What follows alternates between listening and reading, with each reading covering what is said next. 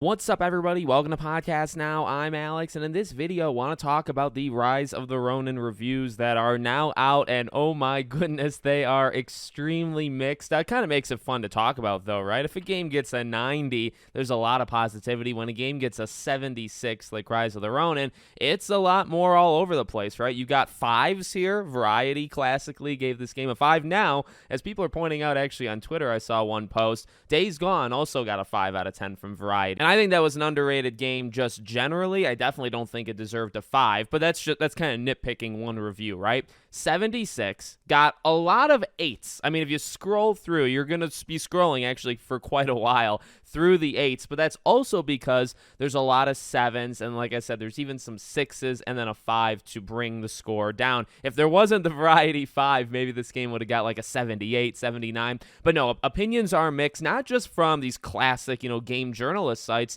but also from, reviewers online. I know ACG, I think, gave it a wait for a sale kind of, verdict, so the game's all over the place. And however, I will say this, in terms of what people are saying are the positives and negatives, it kind of feels like everybody's on the same page. And this is what we talked about a few days ago, right? Where I think this game is going to do a couple things very, very strong, and it's for a specific group of people, and it doesn't do the other things, right? Like when it kind of goes out there, tries to get experimental, it might not do that. So in terms of us buying it or not buying it, I think and I mean, this could be the case for every game, but it really depends on what specifically you're looking for in this game. If you're looking for the combat, it seems like the combat is a universal positive. You see the 5, you see Variety even saying it. You see the 6s, the 7. I've tried to read a lot of the 7s and 8s, right? And a lot of the 7s and 8s talk about the combat, the systems. Those mechanics are very good. I know there was some complaints on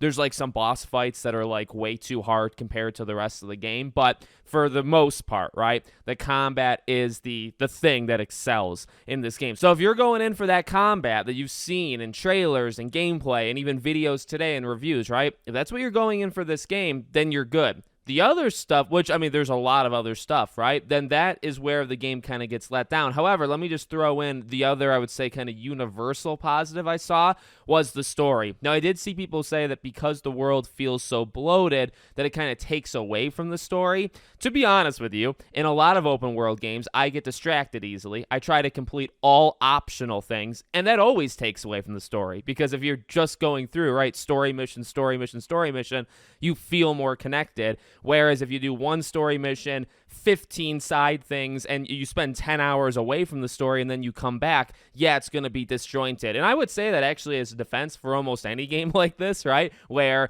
I think it just kind of depends on how you approach the open world. But again, I do want to throw out there combat and story, and I would even say characters, right, those choice systems that they have in this game, those seem to be the strengths. The negative, I guess, with the story again is maybe the bloatedness kind of takes away because you'll be doing other stuff. You'll feel disconnected from the story in general. And then, there's some pretty big weaknesses, and now some of it you can kind of see, a mile away, right? So, like, the visuals and performance is definitely one, and we've had multiple videos even discussing it. I want to say something in defense of the people that are criticizing it, but also kind of rest on what I've already said in the past. What I've already said. Visuals aren't everything, right? The older I get, the more into all different genres of games I get. Gameplay, story, characters. Like, those are my main 3. Visuals, yeah, visuals look nice, and like a cel-shaded game like Hi-Fi Rush, like I'm always going to be interested in the visuals. It's going to get me like immediately, right? Or a game like Hades, or, I could go on a Kena Bridge of Spirits, right? Visuals are important, but they're not the be-all, end-all, and I'm going to stand on that, right? Just keep that in mind. I still stand on those points. What I've seen from some people say is they agree with that. That's their kind of motto too. But the game is like shockingly not good when it comes to the bugs, the glitches, like screen tearing and stuff like that. There's a lot of things that go on in that department that makes it where it's just very noticeable. And I would give them that, right? Like if you're noticing, if you're going around and you're actively saying, wow, that doesn't look good. Wow, what was that just happened on the screen? Wow, what was that? There's a difference between that and then something that kind of just looks average, right? Where you're not even really thinking about the visuals, you're just going through. So, look, I haven't played the game yet. I'll have my own opinion once I play. I'll do a review once I beat the game and all that jazz. But for now, I can see what they're saying, and it sounds like it's kind of worse than what you might think it is. So, again, it's going to depend on each of us individually, but that's what they're saying for right now.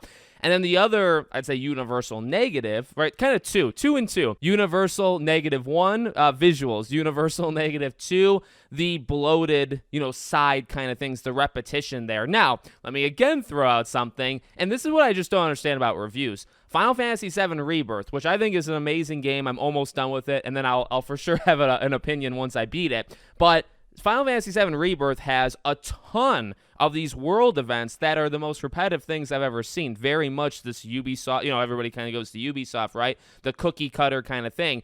That game got, I think, a 93 average on Metacritic, right? Now, that game could be held up from the combat to the story to the characters, right? There's a lot of strengths there that maybe Rise of the Ronin doesn't have. However, I feel like there's some similarities there where in Final Fantasy, there's like 5 things you do over and over and over again. I don't hate it, but it's definitely repetitive, and it's definitely from an era of like 10, 15 years ago that I want to get away from. And a lot of games, it's not just Final Fantasy. That's just a recent example I can think of right now. There's tons of games where the repetition and the side stuff is all over the place.